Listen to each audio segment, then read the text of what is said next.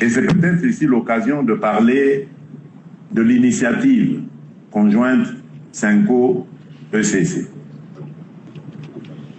J'ai, comme vous, appris à travers les médias qu'il y avait ce pacte social pour la paix, initiative louable, qui était proposée par ces hommes de Dieu. Et donc, lorsqu'ils ont demandé à me rencontrer, je n'ai pas refusé. Directement, j'ai accepté. Mais 2 jours avant, j'ai vu dans les médias que Monseigneur Chollet avait parlé de venir à l'appel du président au dialogue, etc. Donc j'ai trouvé ça un peu bizarre et j'ai voulu préciser d'entrée de jeu quand ils sont arrivés en disant à Monseigneur Chollet que je n'avais pas très bien compris son message, je n'ai pas demandé moi cette rencontre et que j'aimerais qu'à la sortie, ils précisent que c'est à leur initiative et non à la mienne que cette rencontre avec eux se fait. Parce que moi, le dialogue, je lui ai dit, il est permanent. Et je l'avais déjà dit, moi, le dialogue, c'est pas aller s'enfermer entre 4 murs et commencer à discuter, le dialogue, ça a commencé tel jour. Non, non, le dialogue, il est permanent, même avec mes adversaires. Ma main est toujours tendue pour le dialogue. Parce que je sais que je ne suis pas parfait. Je sais que dans ma gouvernance, il peut y avoir des problèmes que d'autres peuvent voir et que moi je ne vois pas forcément. Et ce serait bien de parler avec tout le monde parce que nous appartenons à un même pays. Nous voulons son bonheur. Donc nous ne pouvons pas nous dire, moi, c'est moi qui ai la vérité, les autres. Non, c'est pour ça que mon dialogue, il est permanent. Alors, ils ont compris ça. Il m'a expliqué que c'était une mauvaise interprétation des médias. J'ai dit, ok, c'est bon. Puis on a discuté, je vous épargne le contenu. Mais moi, j'avais posé mes questions lorsque j'ai entendu. J'ai dit, ok, votre initiative, elle est louable.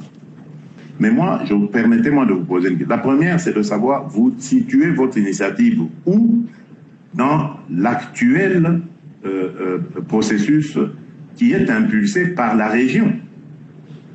Et nous étions à quelques jours de la réunion conjointe là, qui a eu lieu à Dar es Salaam entre la SADC et la East African Community.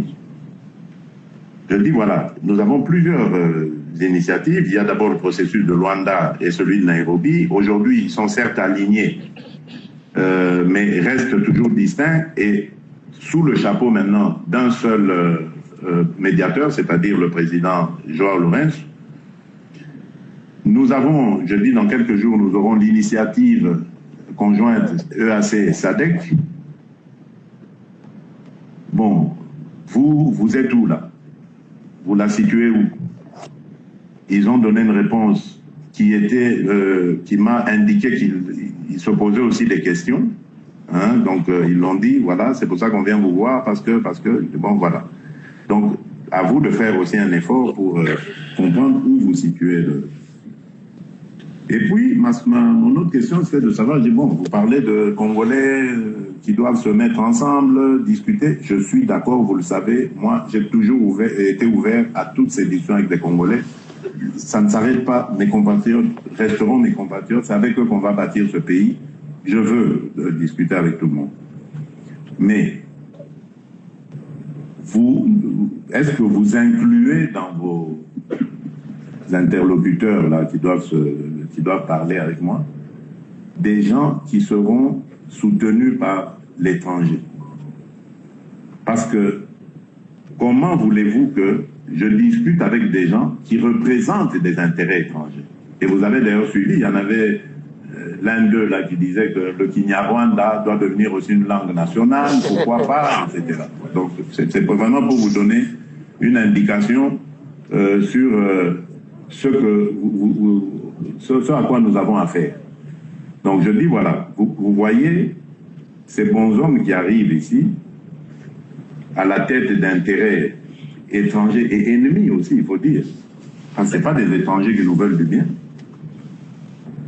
Ces gens, vous les mettez autour de la table, voilà, ils vont discuter entre Congolais, alors qu'eux, ils obéissent à un agenda venu d'ailleurs.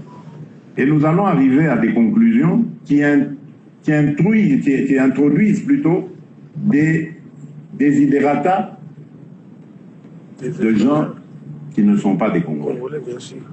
Alors, comment est-ce que vous espérez bâtir une paix durable avec ces gens? Parce que qu'est-ce qui va se passer? Comme d'habitude, à un moment donné, ils vont créer une scission dans cette histoire-là et récupérer ceux qui auront qui se seront retirés pour les organiser à nouveau et faire la guerre en disant « Ah oui, mais toutes nos revendications n'avaient pas été prises en compte dans votre histoire là-bas de dialogue. Nous recommençons. Cette fois-ci, nous nous appelons M31 ou M14 ou M je ne sais quoi. » Toujours des aventures pareilles. Et ça se fait au prix des vies de nos compatriotes. Je dis, moi, je ne discute pas avec ça. Si vous avez le temps à aller voir ces gens-là pour...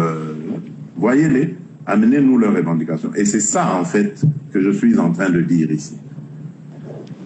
Discutons, oui, mais je maintiens ma position. Je ne discuterai pas avec des pantins.